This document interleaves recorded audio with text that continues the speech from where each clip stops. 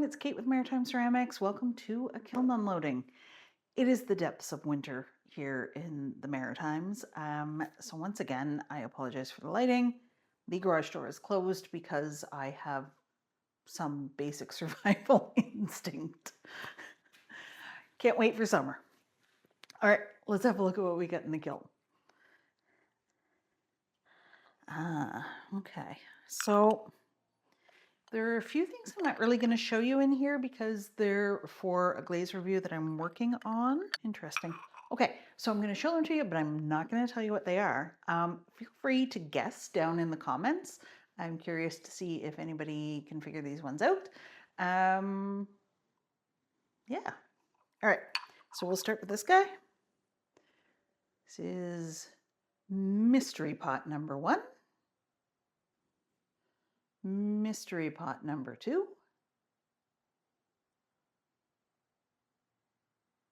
And there are 2 glazes that I'm doing reviews for that are in this kiln.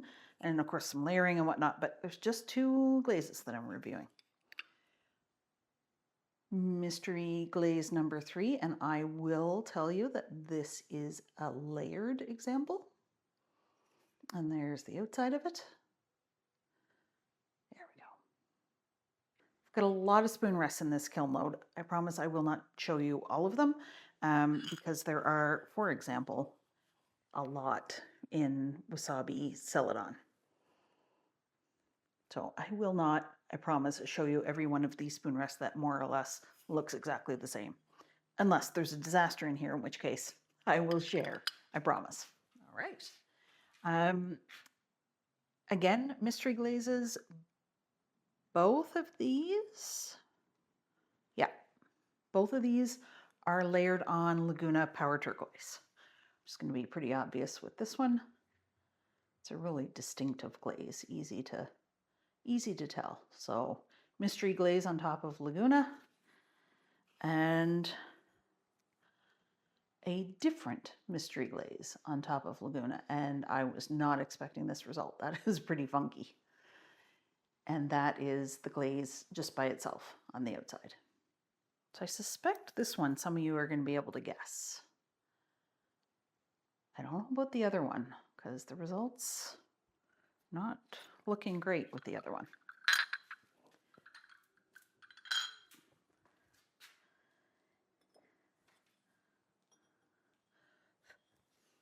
More spoon rests.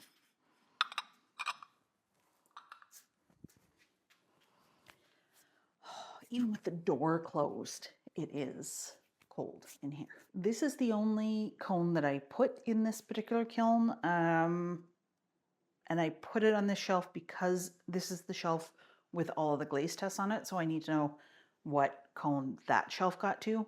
But I don't generally worry too much about checking all the shelves. I have a pretty good firing schedule figured out now. So the top shelf got to a hot cone 6, which is exactly what I would expect. And this was a slow cool program. All right, amethyst. This is amethyst layered with one of the new glazes. Didn't do a very good job of wiping that bottom. Look at that. Terrible.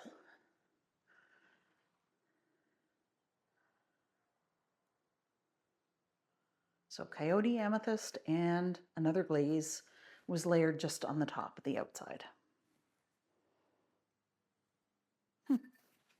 You're stuck. We'll pry this off later. Again, mystery glaze. I promise I have glazes I'm going to tell you about on the next level. And again, the mystery glaze. I feel like you guys are going to be able to figure this one out. This was a slow cool and it's looking super matte. So I think before I post this review, I'm going to try it with a natural cool and see what happens.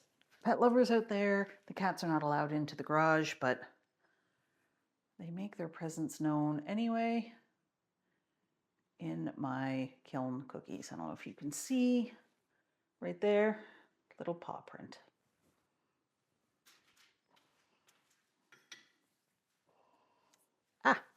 This is this is something that I tried. If you don't follow Sarah at Three Little Potters, you should. She does great kiln unloadings and lots of layering. And she recently did video on making heart dishes, throwing them off the hump. So I thought I would give it a try. And here is my result. It's actually looks a lot better with glaze on it than it did. She was a bit of a chunky monkey, not gonna lie. Throwing off the hump, I always find it's difficult to get a level cutoff underneath. I don't know why. I don't know what I'm doing wrong there. So if anybody has any tips for how to wire something off of the hump and keep it level, let me know. Again, this is layered with one of our mystery glazes and amethyst. And the good news here is that I think I finally got my amethyst dipping glaze dialed in. This looks like what I expect from amethyst. So that is very exciting.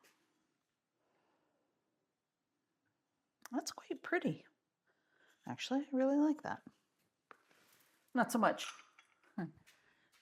the craftsmanship of the actual bowl. That could use some work, but the glaze combo. Okay, these are our last two mystery bowls, and then we get to stuff I can tell you more about. And both, I think both of these were the same glaze, if memory serves, which it might not.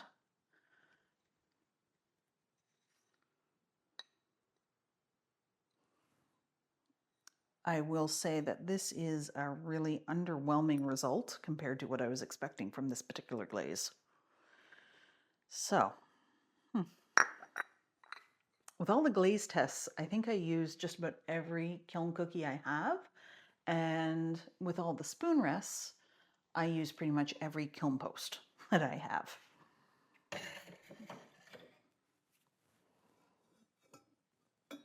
Oh, that didn't sound good. Huh.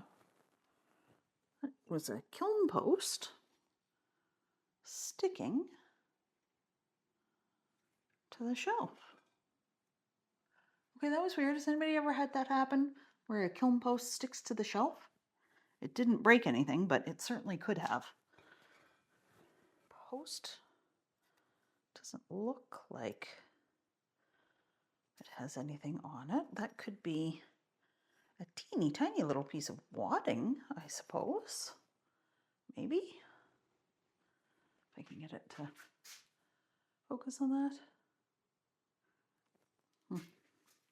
Three more very boring, and by which I mean very nice, wasabi spoon rests. What is this? Oh, interesting. Okay. So I asked in a recent video if you guys would be interested in some reviews of mixed glazes, like glaze recipes that you mix yourself with the raw, dry ingredients, and got a favorable response. So I will probably do a review of this one in the future. This is Misty Forest from Old Forge. Joe Thompson over at Old Forge has a bunch of glaze recipes that he shares quite freely, which is amazing. Yeah, I'm really quite pleased with this. I had tried it on a red clay spoon rest, and it wasn't great. It kind of filled in all the detail and you couldn't see the stamps, but this is really nice. You can't tell from the inside of this, but it's actually a neriage bowl.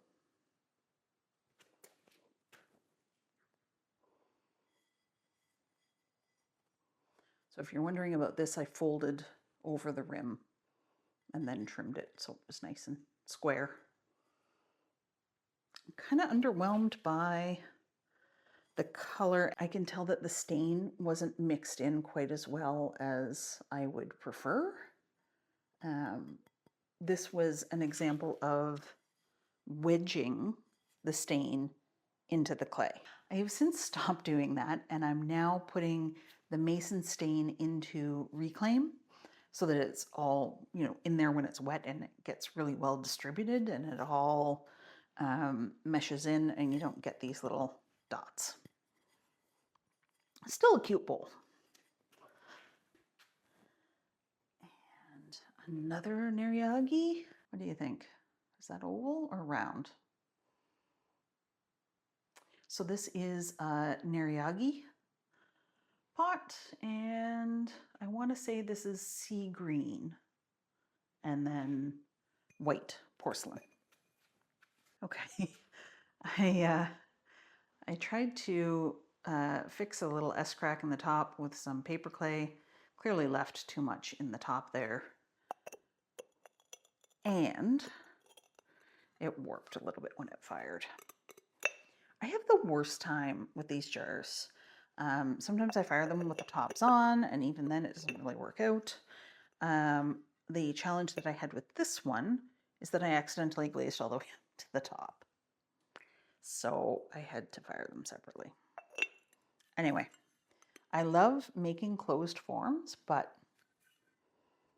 these have a really high failure rate for me. So we'll see. Maybe I can sand it down and get it to fit at least, but this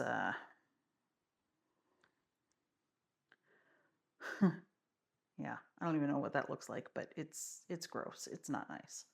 So this will probably go to my mother, who loves everything I make, even when it has weird things on it. For some reason, the edges of this kiln wash are pink. Don't know why. Okay, let's hope the post didn't stick to this one. Oh, we're good. Oh, and this is a layer of spoon rests.